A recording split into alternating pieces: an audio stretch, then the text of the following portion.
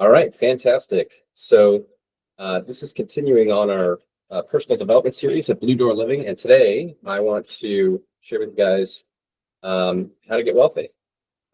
This is the number four thing, or the fourth talk I think we've had.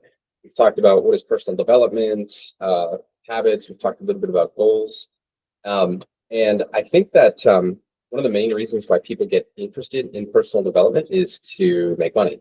I think that that's like a super big interest of the majority of people on planet Earth. So before we talk about like, I don't know, how to get healthy or what books to read or something, I think it's cool to start with money. Yeah, so I just titled this How to Get Wealthy. So there's a couple different thoughts I want to share with you guys about wealth, and I'd love to hear what you think.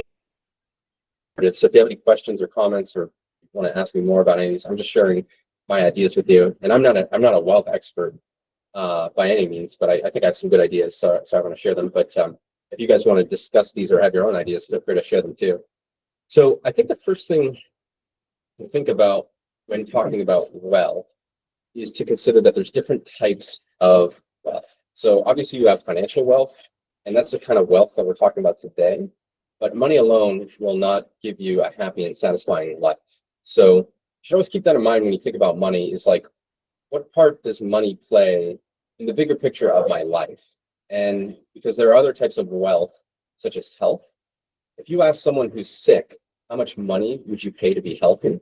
The answer is all of it. Like when you're not healthy, it doesn't matter how much money you have.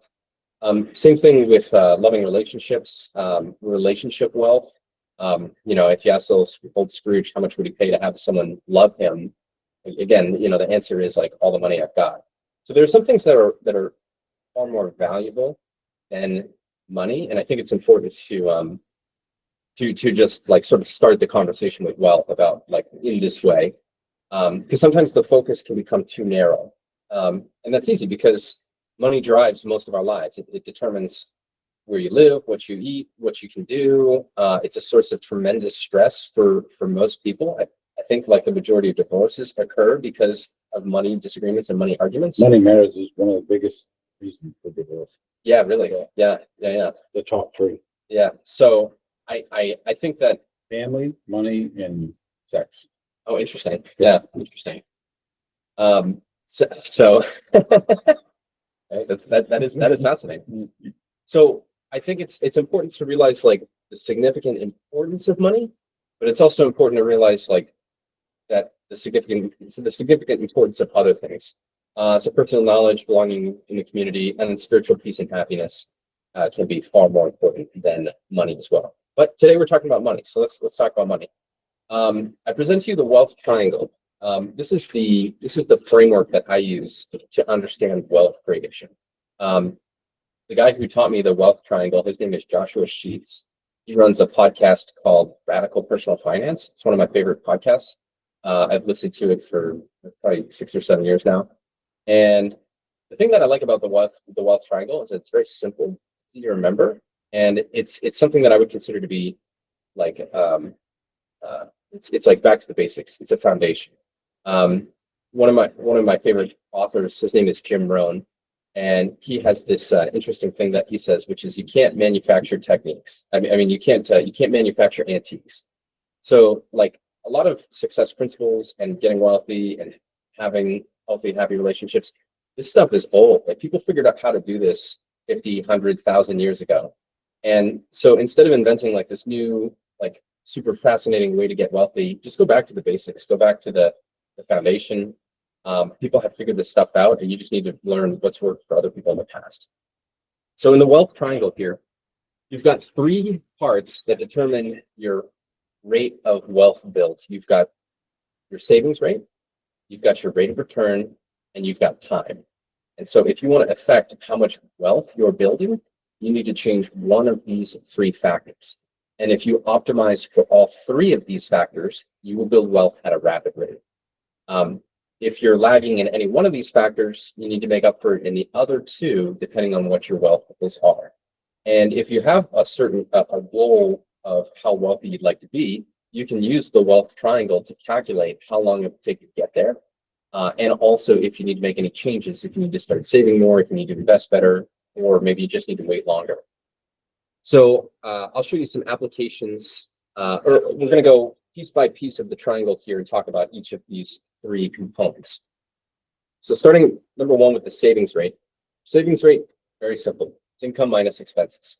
That is your savings rate. If your savings rate is 0 or negative, so if you spend all the money you make, or if you spend more money than you make, you will have no surplus that you can use to build wealth. You will not be able to build it. So the number one place to start is you need to earn more than you spend. You must increase your income or decrease your expenses, or ideally both, to increase your savings rate. And then you can use that surplus to start to invest and build wealth. So number one is start with your savings rate. So either increase your income, decrease your expenses, or both increase your savings rate. Now that's easier said than done. How do you increase your income? I put together a couple of ideas here on increasing income.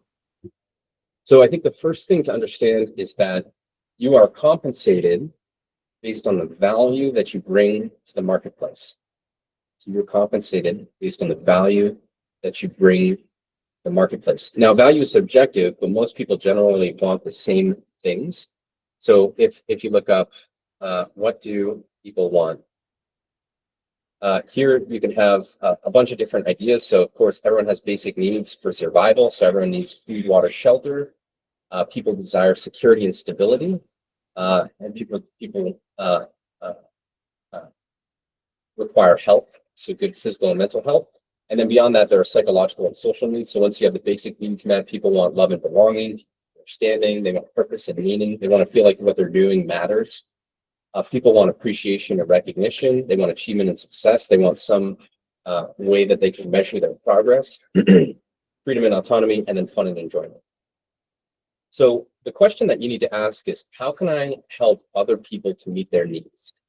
And the people who meet some of the most critical needs are some of the most highly compensated people. So for example, if you take health, good physical and mental health, health is a complex need to meet.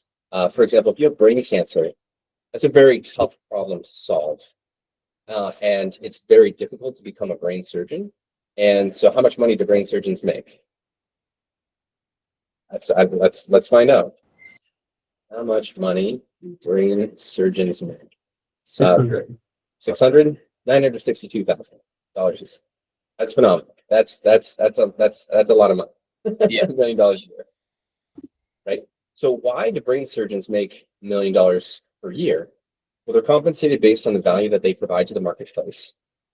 They're bringing something of tremendous value. They're bringing like potentially life-saving surgery. So how valuable is your life? How much would you pay to save your life?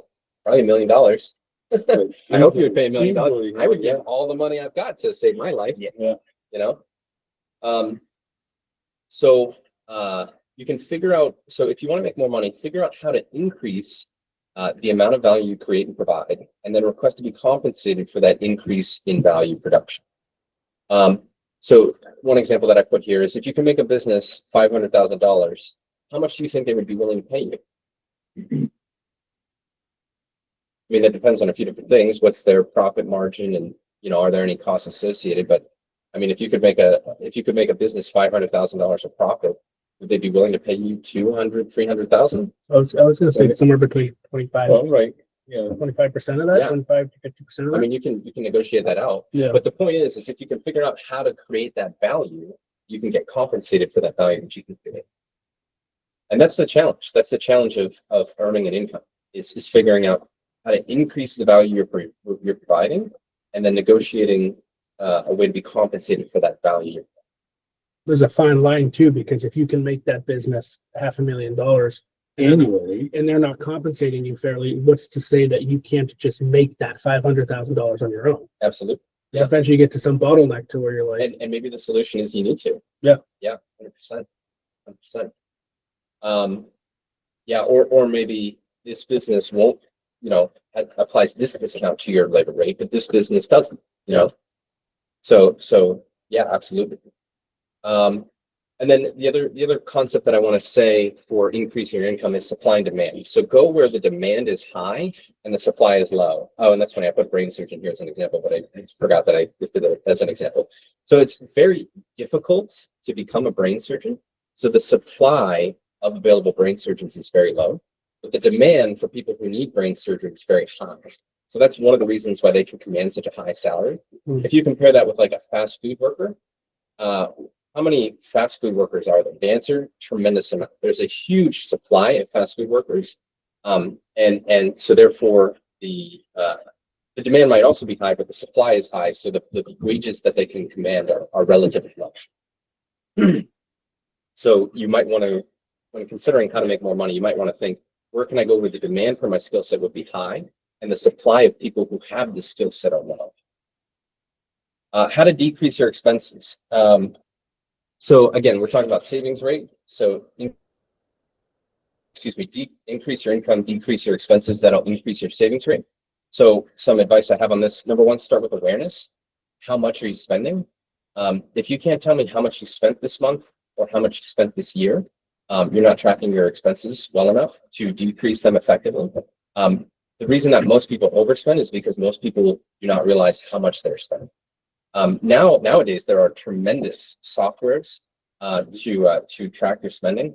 Some that I'm aware of, there's one called Every Dollar. You just link your bank account and it'll categorize all your transactions and tell you how much money you're spending. There's another one called YNAB. You Need a Budget. That's the one I use. I've used it for 5 years. Love it. Same thing. It categorizes all my transactions. There's really a ton of softwares that make this easier than ever. You should track your spending, because how can you spend less if you don't even know what you're spending? My next suggestion is start small and to try to be creative. So I wouldn't recommend going on a crazy spending cut. The reason is because that's going to suck. It's going to hurt you. And it's like the person who wants to lose weight, so they start working out 7 days a week. It's like, no. Start working out 2 days a week, maybe 1 day, and build from there. So same thing with savings. Don't cut your budget in half. Start with cancel a magazine subscription where you aren't even reading the magazine. Just start with the small stuff. And then you can also try to be creative. So how can I get more value for less money? So for example, if you buy a Dunk's coffee every day, that's I think it's like $6 now. So $6 times 30 days in the month, that's like $180. You could get a gourmet coffee machine for $300, make deluxe lattes at home, and they're probably cost 50 cents, and you're in profit after 2 months. And you actually might even like that coffee more than Dunk's, probably because Dunk's is disgusting. Oh, Andrew's shaking his head here. Dunk's is disgusting. I'm drinking Dunk's. That's actually why I stopped drinking Dunk's. It's actually $3.90. Oh yeah, yeah. $3.90. But there are ways that you can get more value for less money if you just get a little bit creative. So it doesn't even necessarily have to be like, oh, I'm restricting myself, I'm reining in the budget. It's like you can actually be like, wow, I'm spending less money and I'm more satisfied if you apply a little bit of creativity. Continue to track and set some savings goals. 10% is an excellent starting goal. So try to save 10% of your money, and then build from there. And then if you want to get advanced with decreasing your expenses, so if you're like, okay, Ryan, I already saved 10 to 20% of my income, I'm good. You can consider doing some advanced saving techniques, such as changing your structural expenses. So maybe you need to buy or sell your house, sell your car and use a bike. One example that I use frequently is house hacking. So I think you guys are aware, but I house hack. So to reduce my housing expense, instead of buying a single family home, I purchased a 3-family home, and then I rent out the other 2 units and they pay my mortgage. So I reduced my housing expense to 0 by buying a triplex instead of a single family home. Whereas if I had a single family home, my mortgage probably would have been like $3,000 a month. So these are advanced. I wouldn't start there. I would start again with small stuff. But if you're already saving a good amount of money, then you can consider some advanced structural changes to your spending. And then my example is house hacking. So that was savings rates. So those are some ideas I have on how to increase your income and how to decrease your expenses. Next, I want to talk about rate of return. So again, if we look at the triangle here, we talked about savings rate, We'll talk about rate of return now. So how to increase your rate of return. So number one, I would recommend starting with education. Educate yourself on economics and investing by reading books and listening to podcasts. There's a tremendous amount of podcasts. Some that I would recommend are Radical Personal Finance, The Money Guys, Bigger Pockets podcast is a great one for learning to invest in real estate. Dave Ramsey has an excellent podcast talking about investing. So if you want to increase your rate of return, start by educating yourself on what kind of investment products are available. You could consider meeting with a financial advisor / planner. They're financial experts, and they can tell you what the available investments are and what their typical rates of returns are.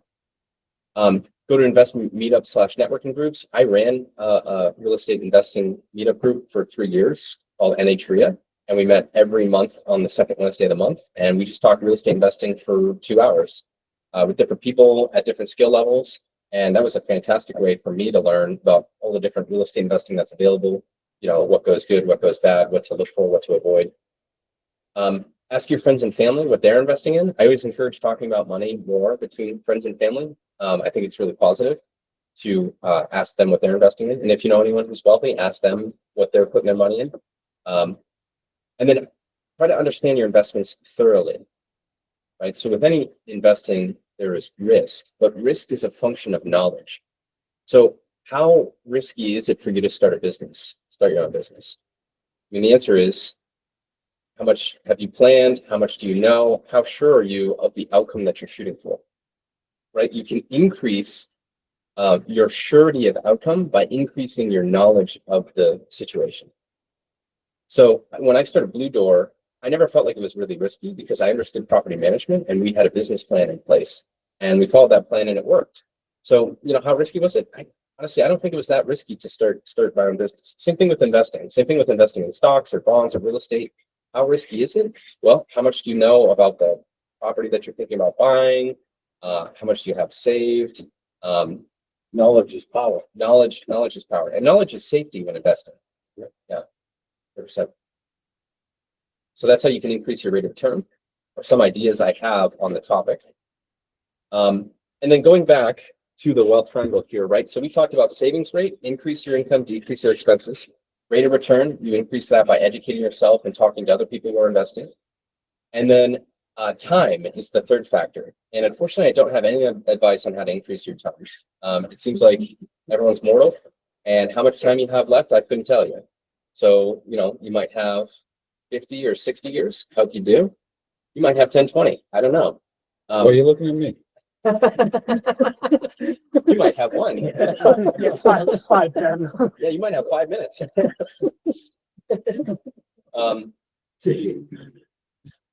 But I think one of the things is the more time you can give your investments to grow, better outcome you'll have. That seems obvious, but it's worth saying. So I wanted to show you some math here with some different examples. So let's say you have the goal to become a millionaire. I think that's a great goal. I think that's one of the American dreams. Everyone, sort of dreams of becoming a millionaire, right? So I set out these 3 different examples here with different rates of return, different savings rates, and different times. And so I wanted to show you how your savings rate changes depending on how much time you require and how much rate of return you get. So this first example is if you get no rate of return. You're just putting it into a checking account with no return. So if you want to become a millionaire in 1 year, you have to save $83,000 a month. Easy. Not quite. Yeah. Yeah. So 1 year, no rate of return. If you want to become a millionaire in 5 years through straight savings, it's $16,000 a month. 10 years, it's $8,000 a month. 30 years, it's $2,700 a month. If you want to become a millionaire with a 0% rate of return. Now let's add a 10% rate of return. And a question you might have is a 10% rate of return? Is that can I expect that? And so if you look up S&P 500 rate of return, S&P 500 generally cited as around 10%. So if you live in America and if you invest in the S&P 500, you can expect 10% rate of return. What's Bitcoin's? Bitcoin is much higher. Bitcoin is like 50% over the past 10 years. But Bitcoin is really risky and highly speculative. But I like it. Do your research, read some books. Yeah. So 10% rate of return. Unfortunately, I don't know what the safe expected rate of return could be for our RTM team members. So you might just have to see what your stock market rate of returns are. But for America, the S&P 500 is 10%. Now check this out. So for 10% rate of return in 1 year, if you want to be a millionaire, you have to save $80,000 a month. So that's already $3,000 less than if you have no rate of return. 5 years, it's $12,950, so nearly $4,000 less. 10 years, it's almost cut in half. So instead of saving $8,300 per month, you have to save $4,900 per month. And then check this out, 30 years, we're actually starting to get into the realm of what I feel is achievable at this point. You want to be a millionaire in 30 years, and you have a 10% rate of return, you have to save $443 per month.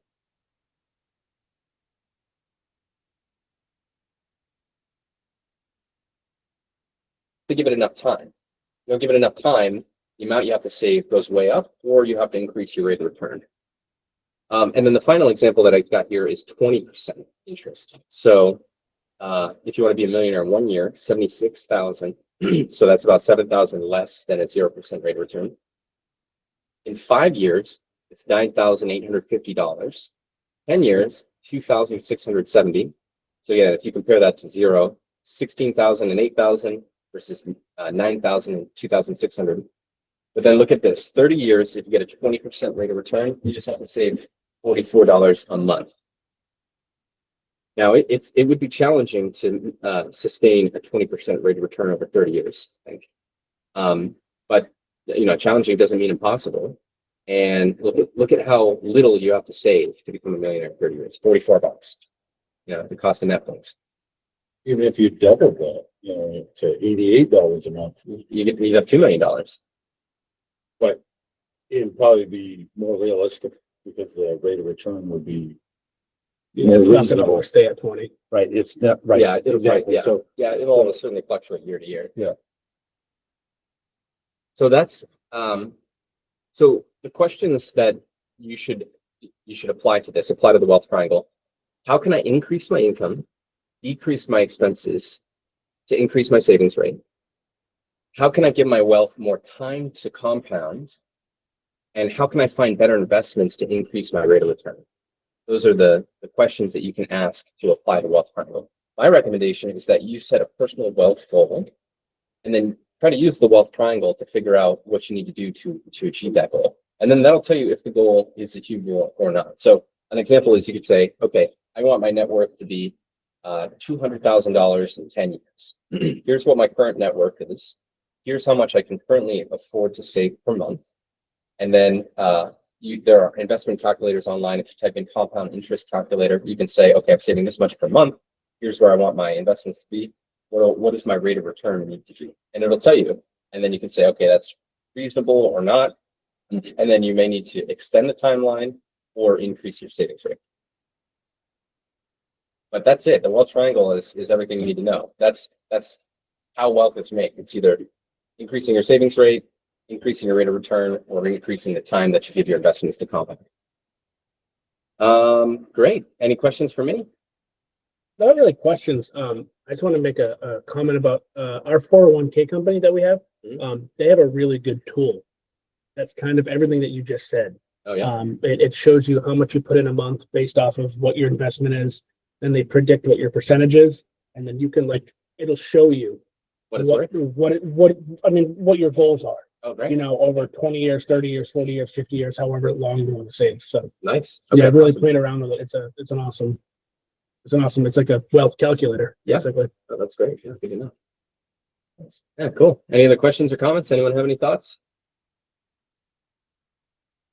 savings is huge. Yeah. Huge. Yes, I have one.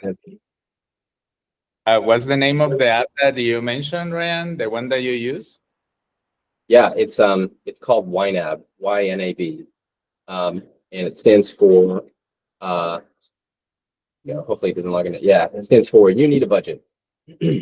Oh, okay. Because I was using one that is called Mint or something like that, but it's something similar, I believe.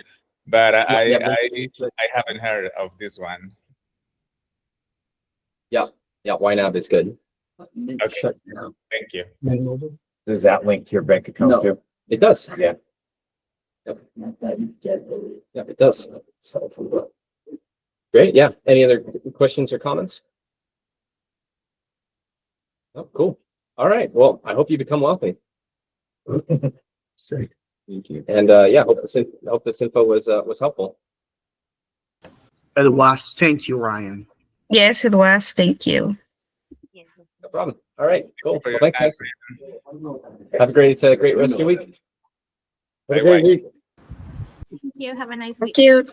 Take care. Have a Bye. good week. Goodbye. Thank you.